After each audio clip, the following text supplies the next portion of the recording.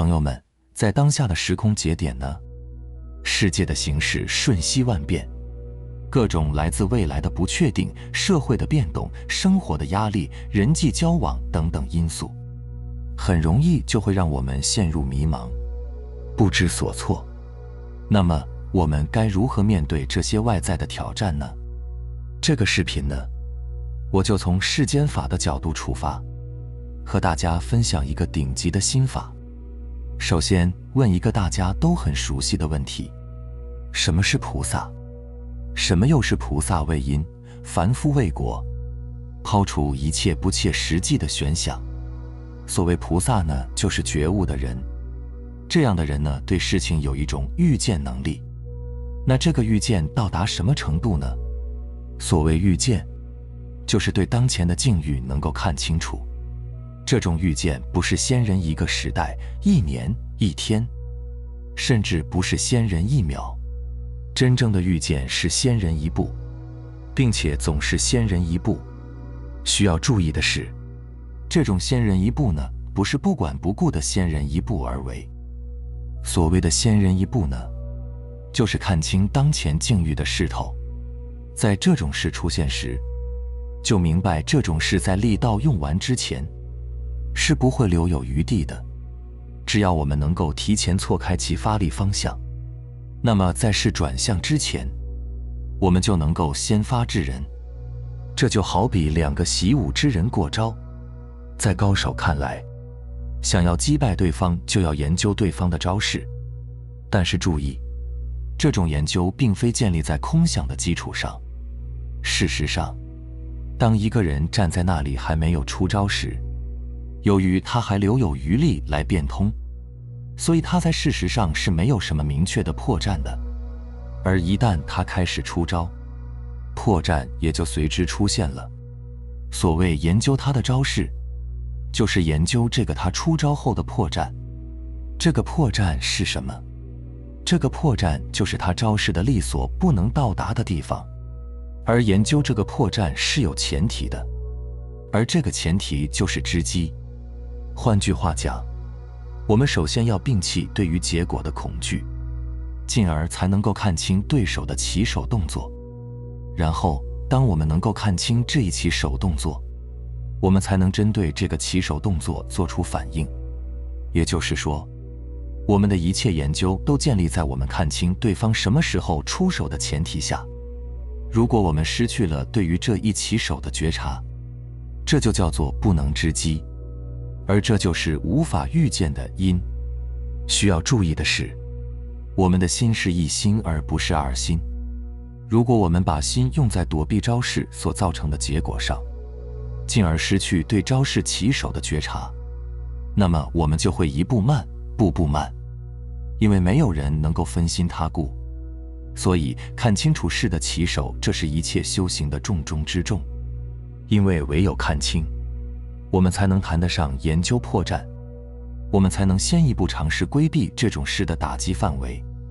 这种规避是需要尝试的，并且我们每一次做出相应反应后，就不能去思考会不会被击中了。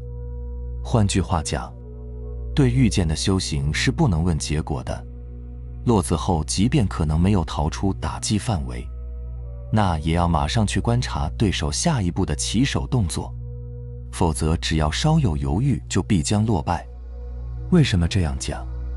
因为一个人不论他是否在看清楚后才动手，他只要动手就必然出现破绽，而这样的破绽总有人能够预见，所以他一步慢，步步慢，就跳不出如来的手掌心。所以我们看到，真正的高手过招都不会急于动手，因为牵一发而动全身。每个人一旦发力，如果留有过大余力，就会无功而返；而如果不留余力，就会力道用尽而破绽百出。因此，高手出招要么就足够快、足够狠，让对方即便捕捉到了也来不及反应；要么就虚晃一枪，让对方自以为捕捉到了破绽而黄雀在后。除此以外，任何出手都是被动的，而任何对结果的躲避都是无效的。真正的高手和普通人的区别，只不过就是高手总比普通人快一步而已。对于高手而言，他看到对方的起手式，马上就退让到招式的打击范围之外，然后他不会去看自己有没有中招。在他退出去的刹那，他反手就是一击。不论是在职场还是商场，甚至是在战场上，先人一步而不问结果是唯一的生路。当然，所谓高手的养成是需要经验的，而且这种经验必须是有效的，它必须是在知机的基础上。对高手的培养也需要他具备看清的定力，而所谓的看破，就是建立在看清的基础上，在看清的基础上反复练习才能做到看破。那如何做到看清？如何做到知机呢？要做到看清，就需要有勇气，不能对结果有恐惧，安住于当下，对于局势的转折看得明明了了，然后才谈得上积累经验，才谈得上修行。所以，即便是修行人，也并非完全不看结果，只不过他不会过分对结果产生恐惧，因为一旦一个人对结果忙于招架，他就不可能看清，因此他反而会中更多的招。今天我们从相对世俗的说法来讲，人与人之间最大的差别就在这个看清的定力上，而看清需要的是勇气。什么是勇气？勇气不等同于鲁莽，勇气是看清大势起手后，马上做出应对，并且不问结果，始终能在当下看清局势变化，进而见招拆招的能力。而鲁莽只不过是在恐惧支配下的盲目反应而已。我们不妨这样讲，这个世界上绝大多数人具备的都是这种莽气，甚至可以说，绝大多数所谓匹夫之勇的行为都是不值一提的，因为那不是勇气。甚至我们可以讲，那些盲目追求刀落下来不缩脖子的境界的人，简直呢是愚不可及的，因为他们对于勇气的理解从根本上就是错的。真正的勇气是我们能够看清刀是在什么时候向我们落下来，然后我们做出使刀可能砍不到我们的选择，而且这个选择要果断。只要我们在这种果断下能够侥幸生还，那么我们就真正向着看破二字迈进了一步。否则即便侥幸生还，这一遭磨难也就白白受了。所以对于高手过招，刀会不会真的砍到这件事虽然重要，但是一旦做出了选择，结果就不是我们能够决定的了。所以真正重要的是我们不能看向结果，我们要看向下一刀是从哪里落下。是否中招不是我们能决定的，但是我们对于每一分生机都愿意把握。我们永远都要站在料敌先机的因地上，永远不问结果。即便是菩萨，他也有自己的敬畏，而他敬畏的就是这个先机。所以我们说，菩萨与凡夫在本性上也并没有什么不同。相反，对于那些刀已经架在脖子上才反应过来的人而言，他们对于勇气是一无所知的。从世间法上来讲，这就是最顶级的修行法门。这就像生活中每一个人都要看清国家是何时出手的，然后我们才有资格讨论他的政策指向哪里；领导是何时出手的，然后我们才有资格讨论他的手段打向哪里。同样，我们要看清我们身边每一个人是何时出手的，然后我们才有资格讨论怎么受，甚至是要不要受的问题。这个看清的时间地点，不在过去未来，就在当下；不在刹那前刹那后，就在我们眼前。但绝大多数人对此视而不见。好，明白了看清与看破之间的关系后呢，现在我们讲我们是怎么用看清逐渐做到看破的。事实上，在看清后，只需要我们反复地在事上练习，而在这种练习中，我们的关注点始终都要在看清上。换句话讲，对于如何避开打击并且反击这件事，我们是不需要去临时思考的。所以，我们如何做到看破呢？就是在无为中做到看破。这就好比喝水一样，我们不会先去想想如何喝水，然后才能喝水。我们只要渴了，这个喝水的动作就马上作为反应自然出现。所以同样的道理，看破是建立在看清基础上的自然反应，它是我们的身口意自然作用下的反应。而对于这种反应的训练，不需要我们刻意为之。这不是说我们不用刻意修行，而是只要我们能够做到看清，身口意就会在反复的应变中自然得到修正。这个修正的过程不是刻意的，所以事上练的重要性几乎完全建立在看清的基础上，否则事上练就成了一种低效的说辞。所以刻意的事上练习确实重要，只不过这种刻意的地方如果放在结果上，那这种练习就是极其低效的。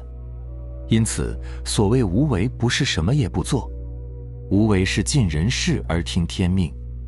这个尽的人事就是看清，而听的天命就是自然修正。